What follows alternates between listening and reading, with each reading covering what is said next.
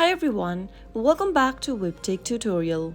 In today's video, I'll be guiding you through how to enable auto sign in on Plex. If you're looking for a way to enable the auto sign in feature, which allows you to automatically sign into your Plex account without entering your credentials, then here is how you can do it. Simply open your Plex application and also make sure you're logged into your account. After signing in, from the main home page, tap on the menu button at the top left-hand corner. In the expanded menu, tap on the gear button at the top right, and this will open up the settings menu. Now, from the list, tap on Accounts. Toggle on the button right next to Automatically Sign In, and you will be able to enable Auto Sign In on Plex. After enabling the option, you will not have to enter any credentials whatsoever for your account. So that is how you can easily do it. If you found the video to be helpful, go ahead and give us a thumbs up. Don't forget to subscribe to our channel by hitting the subscribe button.